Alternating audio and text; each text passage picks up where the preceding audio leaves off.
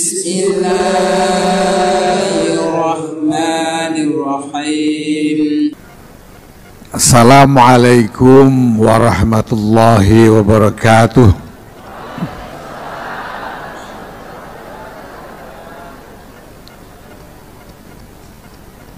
Alhamdulillah wa syukurillah wassalatu wassalamu ala rasulillah Sayyidina wa maulana Muhammadin ibn Abdillah wa ala alihi wa sahbihi wa mawala. Amma ba'd. Yang saya hormati teman-teman dari jajaran PBNU yang hadir, para pimpinan badan-badan otonom, Nahdlatul Ulama, Muslimat, GP Ansor, Fatayat,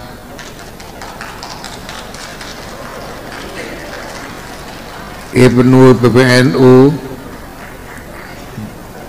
sudah kebagian konsumsi semua tadi.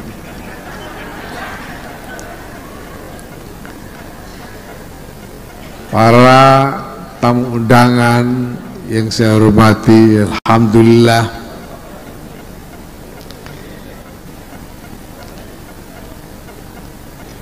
kita telah saksikan bahwa Presiden RI 2024-2029 Bapak Jenderal TNI Purnawirawan Haji Prabowo Subianto langsung tancap gas.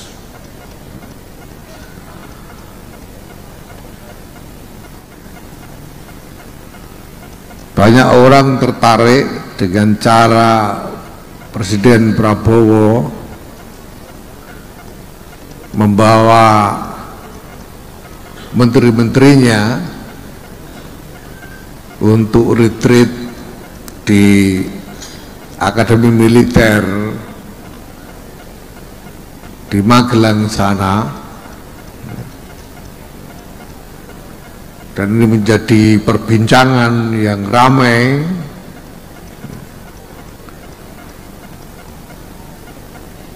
Sebagian ada yang mencurigai ini sebagai tanda militerisme. Saya kira yang curiga-curiga ini mungkin yang biasanya demo-demo, yang sehari demo 3 kali itu. Karena dari foto-foto yang kita lihat, para menteri berpakaian militer. Tapi kalau kita lihat sisi positif dari semua ini, saya kira ini adalah pilihan cara dari Bapak Presiden Prabowo Subianto ini untuk segera mengkonsolidasikan tim kerjanya untuk langsung melaksanakan tugas-tugas secara intensif.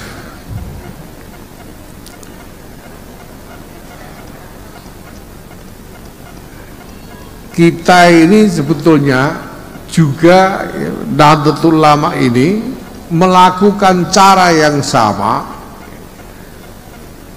sekurang-kurangnya untuk kader-kader muda kita.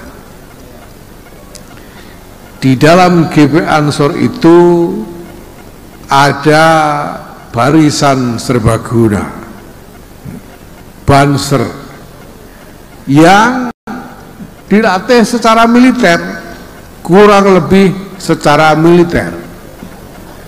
Diklat SAR itu pelatihannya seperti pelatihan militer.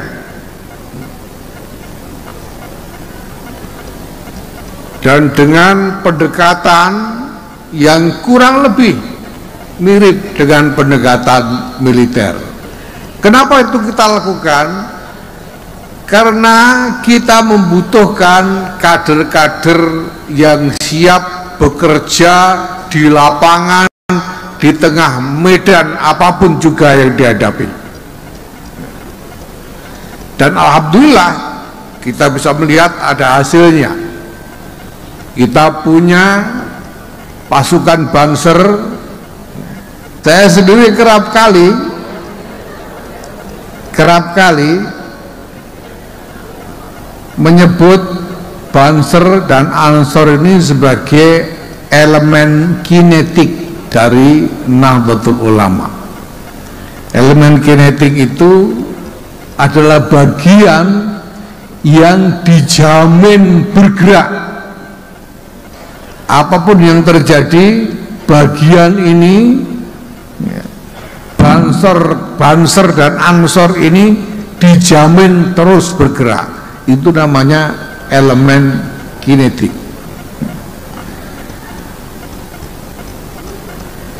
Kalau kita membutuhkan untuk segera bergerak menuju satu arah, maka kita bisa mengandalkan elemen kinetik ini untuk bergerak lebih dahulu. Kalau ada hal-hal yang membutuhkan respons segera, maka kita bisa andalkan elemen kinetik ini untuk segera bergerak memberikan responsnya. Dan pengalaman Nahdlatul Ulama memperlihatkan bahwa ini memang berguna. Selama ini kita juga sering mendapatkan kritik, bahwa ini meniru-niru militer. Saya katakan kepada banyak kalangan yang punya pikiran begitu, kita memang melakukan militerisasi terhadap kader-kader Ansor, bagian Banser ini. Militerisasi karena mereka dilatih seperti militer, dan di dalam pelatihan-pelatihan itu kita memang meminta bantuan kepada TNI untuk melatih kader-kader Banser ini dengan latihan-latihan seperti militer. Ini militerisasi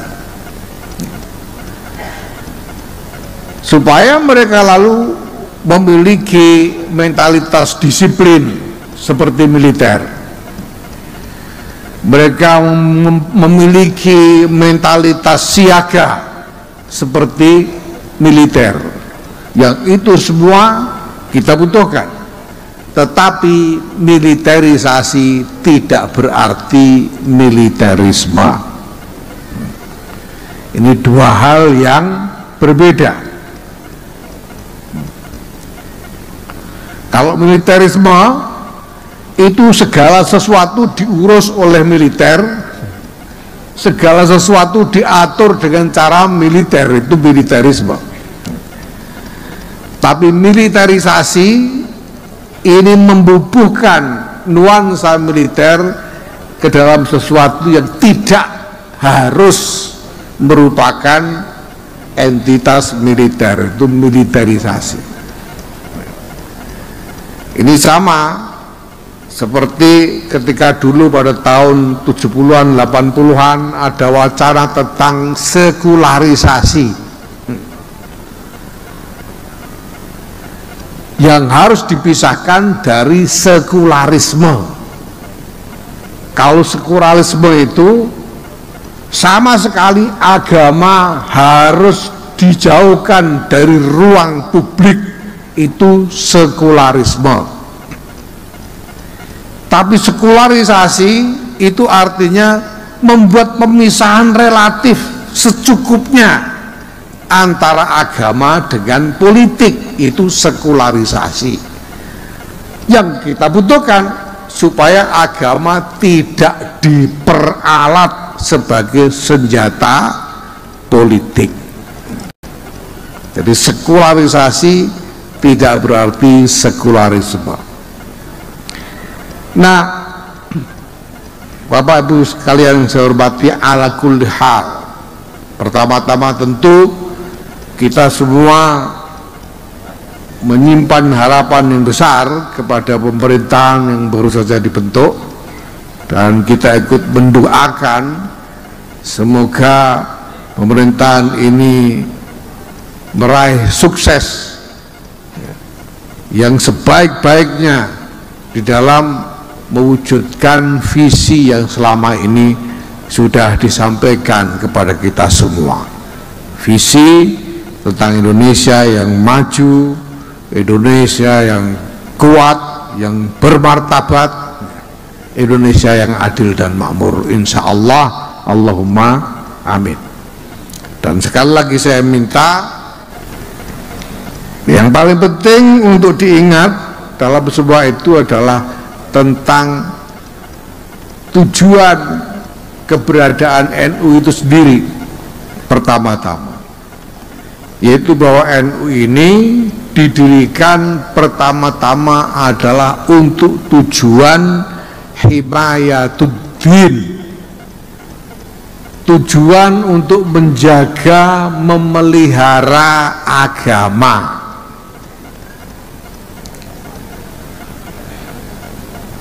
Menjaga, memelihara agar agama ini tidak hilang dari kehidupan masyarakat. Menjaga, memelihara agar agama yang dilaksanakan oleh masyarakat sungguh-sungguh sesuai dengan tuntunan Rasulullah Muhammad Sallallahu Alaihi Wasallam. Itu adalah tujuan utama dari keberadaan Nahdlatul Ulama. Nah, untuk bisa melaksanakan tujuan itu, maka diperlukan fungsi,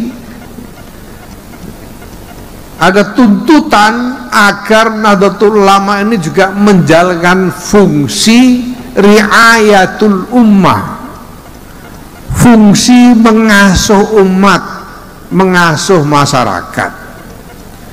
Karena ajaran-ajaran agama itu tidak boleh hanya berhenti di dalam diskusi-diskusi saja, tidak boleh hanya berhenti di dalam ceramah-ceramah saja, berhenti di kitab-kitab saja, berhenti hanya di pikiran-pikiran saja, tetapi ajaran-ajaran itu harus berjalan, dipraktekkan di dalam kehidupan masyarakat sehari-hari.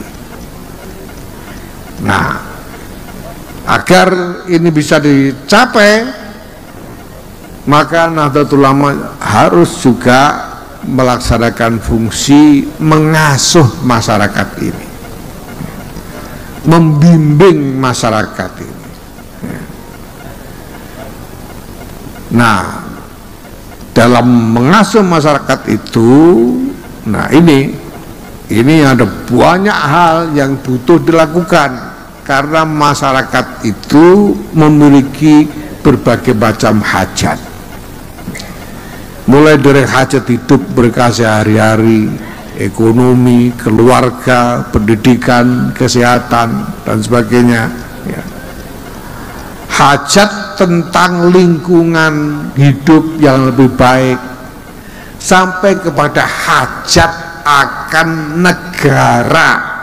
negara yang berjalan dengan baik. Karena kehidupan agama tidak mungkin terjamin tanpa negara yang berjalan dengan baik. Kalau negaranya kacau, kehidupan beragama pasti kacau balau. Saudara-saudara kita kaum muslimin di Gaza misalnya hari-hari ini, karena keadaan yang sedemikian rupa, mungkin untuk bersuci saja tidak mudah buat mereka. Apalagi untuk melaksanakan berbagai macam ibadah yang lain. Bagaimana mungkin? Saya kira tidak mudah untuk menjaga misalnya khusyuknya sholat di tengah-tengah hujan bom seperti yang mereka alami hari-hari ini. Maka kita butuh negara yang bisa berjalan dengan baik, negara yang kuat, yang berjalan dengan baik supaya kehidupan beragama juga bisa berjalan dengan baik. Itulah sebabnya maka Nahdlatul Ulama hingga kini tidak pernah bergeser dari komitmen kesetiaan kepada kesepakatan bangsa kita mengenai negara kesatuan Republik Indonesia berdasarkan Pancasila dan Undang-Undang Dasar 1945. Kita boleh berbeda tentang apapun, dengan cara apapun, tapi tidak boleh kesepakatan bangsa ini dilukai sedikit pun. Karena kesepakatan inilah yang menjadi landasan kita hidup bersama-sama di tengah berbagai macam perbedaan yang ada ini. Kesepakatan bangsa ini adalah landasan dari keutuhan kehidupan kita bersama-sama, menjadi landasan dari keseluruhan bangunan bangsa dan negara yang sungguh-sungguh mampu menjalankan kewajibannya untuk melindungi segenap bangsa dan seluruh tumpah darah Indonesia, untuk memajukan kesejahteraan umum, mencerdaskan kehidupan bangsa, dan pada gilirannya ikut serta melaksanakan ketertiban dunia yang berdasarkan atas kemerdekaan, perdamaian abadi, dan keadilan sosial. Nahdlatul Ulama harus terus mengambil bagian, di dalam menjalankan kewajiban-kewajiban ini. Itulah sebabnya dalam berbagai kesempatan selalu saya sampaikan bahwa yang paling bermanfaat untuk dilakukan oleh Nahdlatul Ulama adalah terus membantu pemerintah memastikan agar agenda-agenda yang dirancang untuk kemaslahatan rakyat sungguh-sungguh sampai maslahatnya kepada rakyat. Kita tidak usah ikut-ikutan demo sehari 3 kali. Kita tidak usah ikutan orang asal ribut, asal nyinyir. Orang boleh berdiskusi tentang pendapat yang berbeda-beda satu sama lain, tapi sebagai organisasi, sebagai gerakan, mari kita jalankan fungsi untuk membantu memastikan sampainya maslahat dari agenda-agenda pemerintah ini untuk rakyat.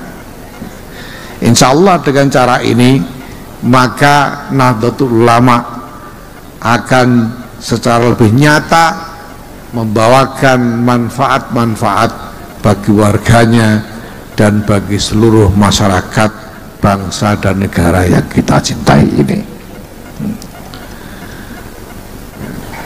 Semoga ini menjadi awal dari khidmah yang sungguh-sungguh membawa manfaat dan barokah, bukan hanya untuk warga Nahdlatul Ulama saja, tapi juga untuk warga masyarakat yang lain seluruhnya, dan bersama-sama dengan pengurus besar Nahdlatul Ulama bersama-sama dengan seluruh jajaran kepemimpinan Nahdlatul Ulama seluruh Indonesia dalam gerak yang padu, yang koheren, yang kompak. Mari kita bersama-sama menyumbangkan manfaat-manfaat nyata bagi kemaslahatan seluruh umat manusia, insya Allah. Allahumma amin. Terima kasih.